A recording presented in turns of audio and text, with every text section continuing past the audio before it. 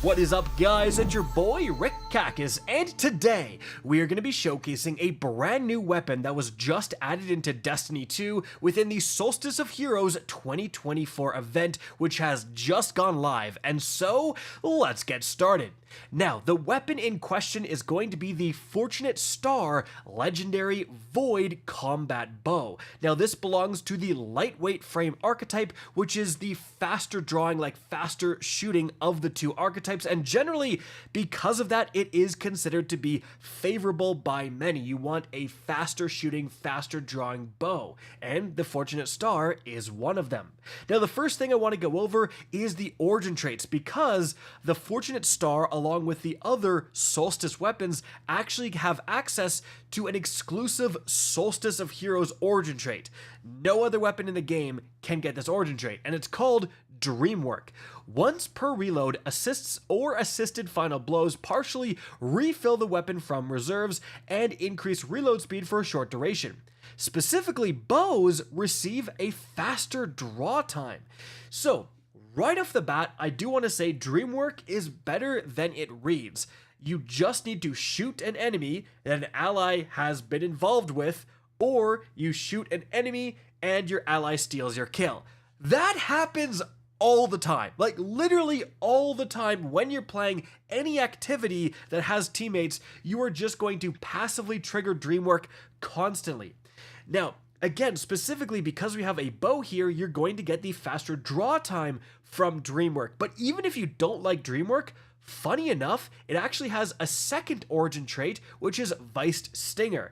Now, this says damaging an enemy with the weapon has a chance to reload the magazine and increase movement speed, blah, blah, blah. But it also says bows receive faster draw speed and swords receive faster charge rate while this perk is active. So you actually have two different origin traits that you can choose between that are both going to improve the draw speed of a bow that already belongs to the lightweight frame faster draw speed archetype.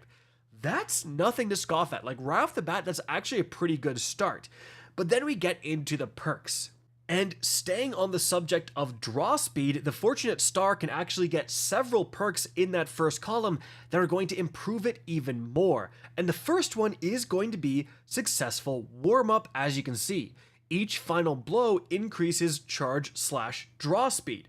Overall, this is going to be great with the Fortunate Star. Again, you already have an origin trait that improves the draw speed, you already have a favorable damage archetype, and now you have something like Successful Warm-Up to increase that even more. It also can get Archer's Tempo, another very traditional draw speed increasing perk. So I think either Successful Warm-Up or Archer's Tempo is going to be fantastic. A potential alternative that I don't quite think is as good is going to be, as you can see here, Enlightened Action, where damaging improves reload speed and handling. So it's kind of broken up into reload speed and draw speed, getting that next arrow in and ready to go for a bow, and so Enlightened Action is going to improve that process a little bit, but because it doesn't really affect draw speed, I think the other two perks we mentioned are going to be better, but Enlightened Action is, an alternative, frankly. Now, the other first column perk I want to shout out here is actually Repulsor Brace. So defeating a void debuffed target grants an overshield. So we see it here in the left column, which means you can use it alongside a damage increasing perk, and it's just going to give you free overshields if you're using a void subclass especially, but even a prismatic subclass. It's actually very easy to be spreading and getting those void debuffs on targets, so getting a free overshield for doing so is super nice. But moving on to those right column perks, this is where honestly things get a bit interesting. So it can get just general damage increasing perks like we see here. It can get a Precision Instrument, which is definitely not bad with bows, gonna increase that precision damage. It can also get stuff like Golden Tricorn to increase the damage, but what really stands out here is actually the fact that the Fortunate Star can get Kill Clip. Reloading after a kill grants increased damage. Guys, this is actually only the second bow in all of Destiny 2 that can get Kill Clip. The only other bow that gets Kill Clip is actually going to be the Whistler's Whim, which drops from Trials of Osiris. And obviously, kill clip with a bow is insane. I mean, you don't even have to think about it. With the other weapons, if you're using an auto rifle, a pulse rifle, you have to think, oh, do I want to reload before this engagement? How long is kill clip going to be active? Blah, blah, blah. No. With a bow, every single time you shoot, you're going to incorporate a reload. It's just a free kill clip activation for doing literally nothing different. You are just using the bow completely normally, and you're just incorporating a reload every single time. Kill clip with a bow is no joke, and that's why for, 4 years, no bows had kill clip. Bungie was worried about that, and finally they added it to the Whistler's Whim and now to the Fortunate Star. The big difference here, though, is that the Whistler's Whim dropping from Trials, it is way more difficult for a lot of people to farm. Like, you have to go in and farm Trials of Osiris.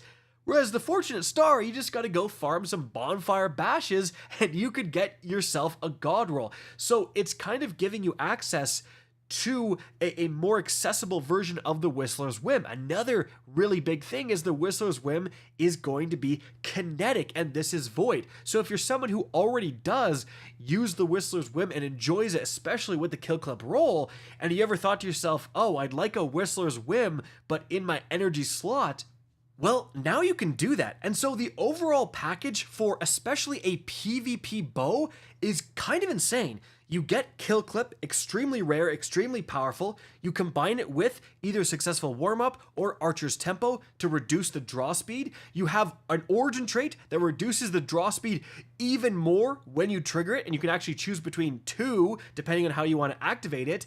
And then as long as you get, some bowstrings and some arrowheads that potentially can improve that draw time even more so, you have an incredibly fast shooting bow that can get a sizable damage increase with kill clip. That is actually no joke for PvP, and that's where I think the most desirable god roll for the Fortunate Star lies, is like a really fast draw time and then a damage increasing perk. Definitely kill clip is the most rare, but if you do want to go the precision instrument route or a different route, that's fine too.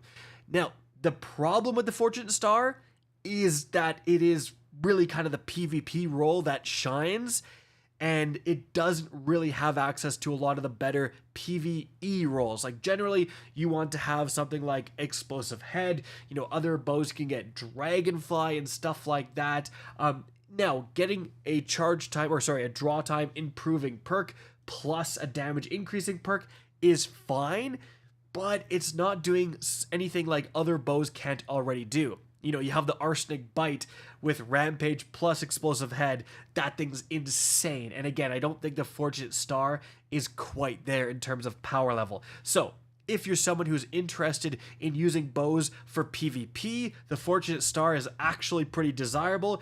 If you're not that type of person, if you use them more in PvE, it's not terrible, but again, it's really not standing out compared to other available bows.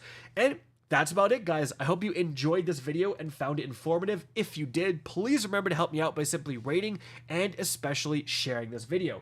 If you guys want to see more Destiny 2 content similar to this, don't be afraid to slap that subscribe button. If you want to get in touch with me and keep up to date with the latest channel activity, the best way is to follow me on Twitter at RickCacus, that is linked in the description down below. Again, I hope you enjoyed the video, and as always, have a good day.